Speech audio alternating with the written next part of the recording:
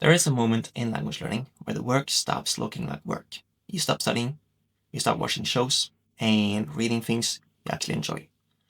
And for most people, that moment is the hardest one in the entire process.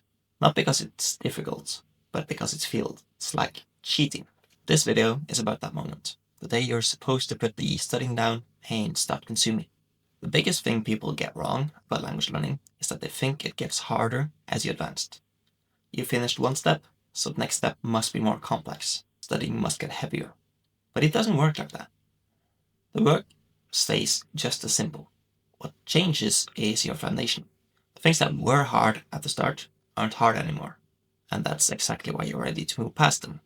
So here's what actually happens after you finish your 250 words that I like to consider the base. That's when you stop studying, you pick something you already love in your target language, and you start consuming it.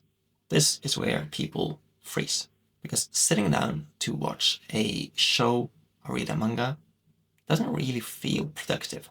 Flashcards, they feel productive, I know. And app with a streak counter, they feel productive. Watching cartoons feels like you've given up, so people don't cross over. They stay in study mode for months. They do a list where they cross off the tasks for the day. They do the app because study mode feels like progress even when it's stopped giving them much. Let me make the case for why consuming is the real work. When you watch a show you love in your target language, you're getting implicit learning. You won't always be able to put words on what you picked up, but you're absorbing it anyway.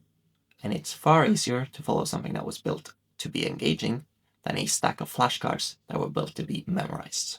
Most flashcards are either generic decks someone else made, or decks you have to build yourself, which is even more tedious. Either way, the enjoyment is gone, and enjoyment is the thing that keeps you coming back for the months this actually takes. Now, the standard advice is to start with content made for learners. This could be something called graded readers, which is books written with limited vocabulary, slow news, learner podcasts. I'm not against graded readers. What I'm against is content built around someone else's interests instead of yours. The whole goal is to reach the point where you can engage with the things you actually care about. If you got the foundation, that point shouldn't be too far away. For me, manga happens to be the thing that I enjoy. And it's also efficient because it isn't too difficult. But the principle is manga.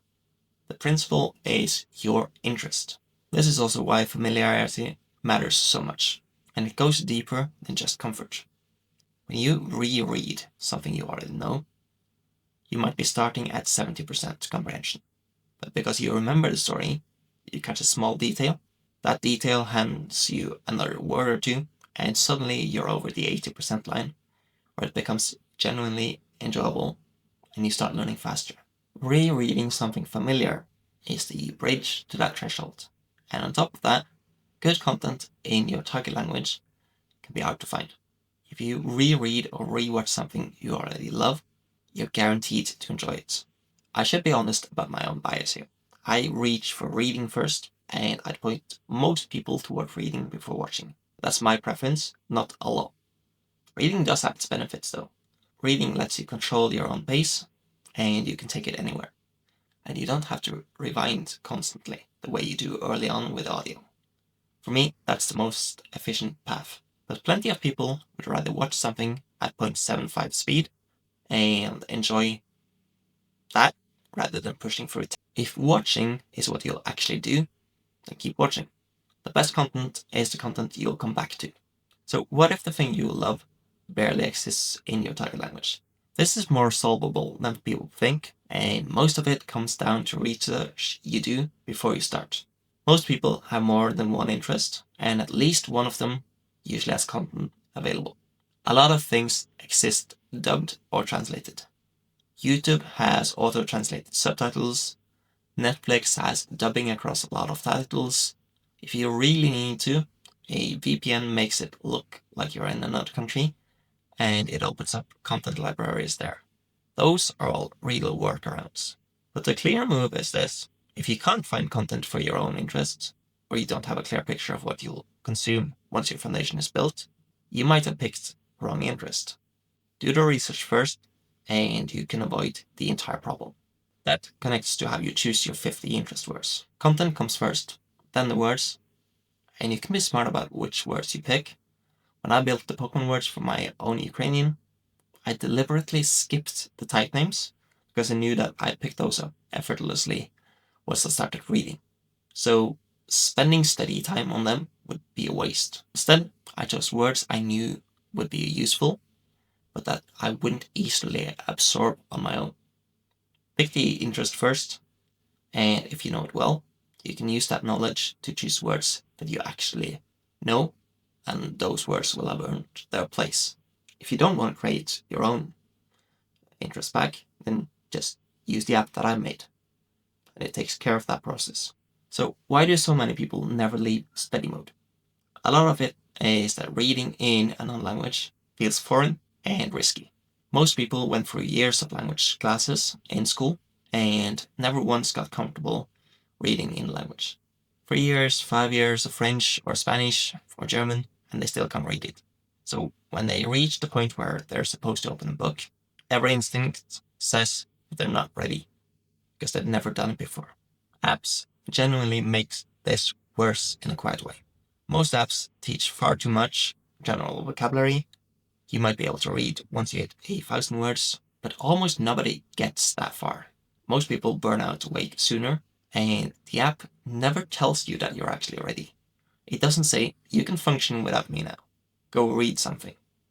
So people either grind forever without knowing they've already passed the line, or they quit early because the general vocabulary path made the line so far away.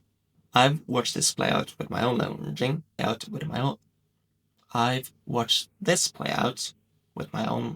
learning. With Portuguese, I started with literature that was way too hard, and I translated everything because I didn't yet understand how extensive reading worked. Once I learned to scale the difficulty back and stop translating, everything changed. I went from Harry Potter in Portuguese to manga, which was much simpler, and I slowed my pace down. With Ukrainian, I'm planning to be even more humble from the start because I know this is going to be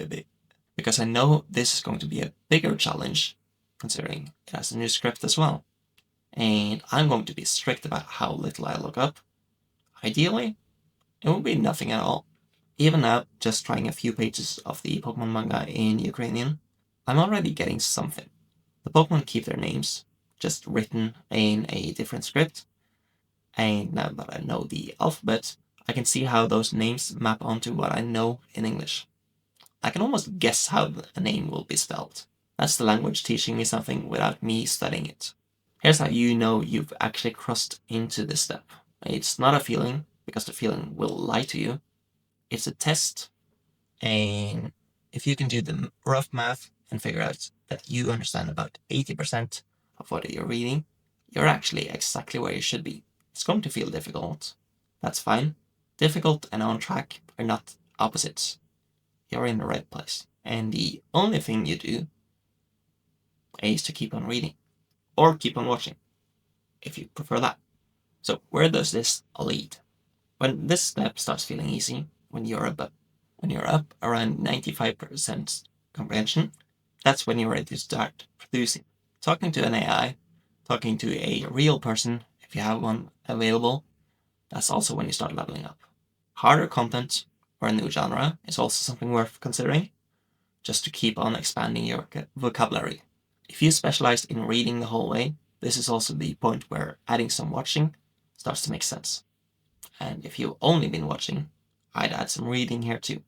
So if you've finished your 250 words and you're sitting there scared to open the first chapter, certain you won't understand it, here's the truth. You're probably not going to feel ready, even when you are. That feeling isn't reliable. What you have is almost certainly enough. So I would just suggest starting, and there's nothing wrong with looking up a word here and there if you really need to. But never let that become the thing that stops you from reading. Dive in, and it's going to feel hard, and it's going to work anyways. If you take one thing from this, it's going to be this. It's going to feel like you're not ready, but there's a simple test, the 80% test, and most people pass it. If you don't, you probably picked entry content that wasn't easy enough, and there's almost always an easier way into the same interest.